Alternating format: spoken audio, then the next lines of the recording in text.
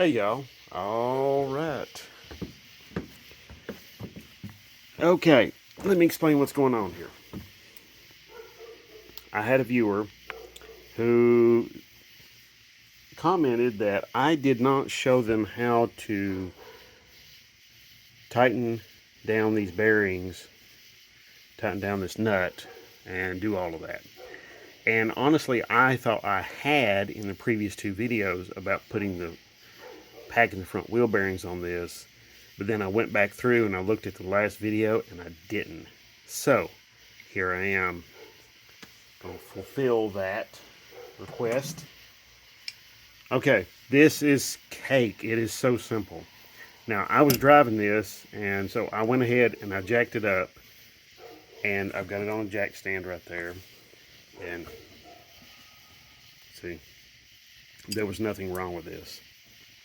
So, here we go. All right, this is so just goofy simple, okay? What you do, now you can see I'm using channel lock pliers, and I've even got the wheel on, so you don't have to get this thing like stupid tight or nothing like that. Let me get the camera set up here a little bit better so you can see. Okay. All right, so all you got to do, really simple. I'm just going to back this off. All right, see? Backs it off just a little bit. So what you want to do, run this nut down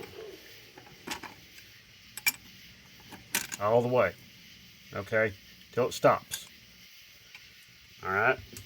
Now, I'm at an angle here with these pliers. I can't get a whole lot of torque on there, which is good because I don't want to put a lot of torque on it. I don't want to put like, 75, 80 pounds of torque on there. It's not necessary, okay? So all we're going to do is just torque it down just a little bit. Just snug it down. Then I'm going to turn the wheel. Now, you can do this with the wheel on or with the wheel off. You do it with the wheel off, just be sure to turn the rotor. Then I'm going to go back this way. This is really important to do this right after you pack your front wheel bearings. And let me stress that I make sure and stress that these are serviceable bearings, okay? These are not the sealed unit bearings you find on a lot of newer stuff, okay? So rotate it several times one way, several times the other way, and you should be good. What you're doing basically is you're setting the preload. You're basically getting the bearings into a position on the spindle and in the hub so that they're good to work. All right, they're in a good position to do the work, to handle the load and the stress and everything like that. Now, what you're going to do, all right, check it here, make sure it hasn't tightened down, hasn't loosened, has not loosened. So what am I going to do? I'm just going to take it, I'm going to back it off a quarter of a turn. So I'm going to go from where I was at, and we're going to go quarter of a turn. I'm going to say that's about a quarter of a turn right there because I didn't start exactly at the 3 o'clock position. Probably more like the 4 o'clock position, so I went to the 1 o'clock position. So to explain that to you real quickly, just think of this as a clock face, 12, 6, 3, 9. Okay? All right, really simple. Now that I've done that, okay, you can go through and you can spin this again if you want to. Not really necessary because you've already done that part. But take your cap. Now that tightening this down is all done, okay? Now it doesn't matter if I can tighten this finger tight or something like that. Remember, we want it backed off a quarter of a turn, okay? Then I'm going to line up my cap. There we go. Cap's lined up. And the quarter of a turn, that's not an exact science. That is, roughly about a quarter of a turn. Okay? It doesn't have to be exact. Okay? So, now I got that done. Got my little cap on here, my little sheet metal cap that's got the castellated teeth cut into it. You might say, why is that called castellated? Because look at it. Okay, what does that make you think of? All those teeth right there. Makes me think of like a castle. The turrets on a castle, how they have the little notches cut into the top of the castle. They have the notches built into the top of the castle turret. Why? So that people can shoot arrows from up there and be protected at the top of the castle turrets. So there you go. Then we're going to get ourselves a cotter pin. I'm just going to get a new one here. Let's see. I think that will work.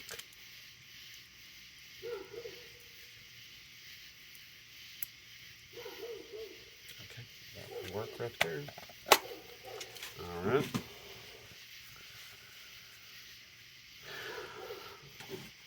Needle nose pliers.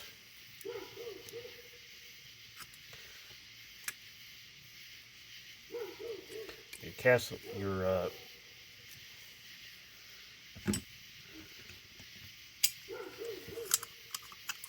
cotter pin, just bend it up here. Some people will trim off the excess. I will not. I will just bend it up here like so. Either way is all right. There's no like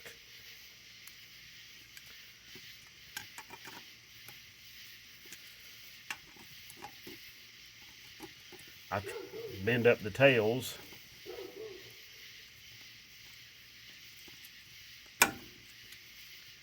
Alright, now that is not going to come out of that spindle, the end of this spindle here. Okay, so that is done. Okay, that's done, that's taken care of. Now all you got to do, put the dust cap back on. Dust cap just fits interference fit. Oh, and if your dust cap doesn't fit real well, you can take this edge and take a pair of pliers and bend it to where it has a little projection kind of sticking out. And do that maybe a couple of times, and that makes it fit tighter into here. Okay, so just a little tip there to help you out. I'm going to put a little more grease back in this. Not much more, just a little. That way when this goes in all the way, it forces a little bit more grease into the bearings. Alright, so now the grease is just holding it on there right now, which is actually really good because that means it's a pretty good grease. Now I'm going to just take a hammer and I'm going to hammer, and I'm just going to hammer that the rest of the way home, and then that will be that.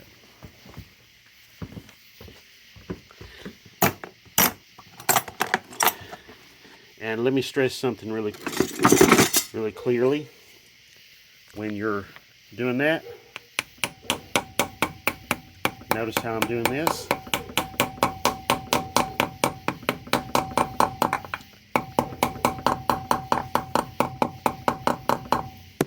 There we go. That's done. Okay.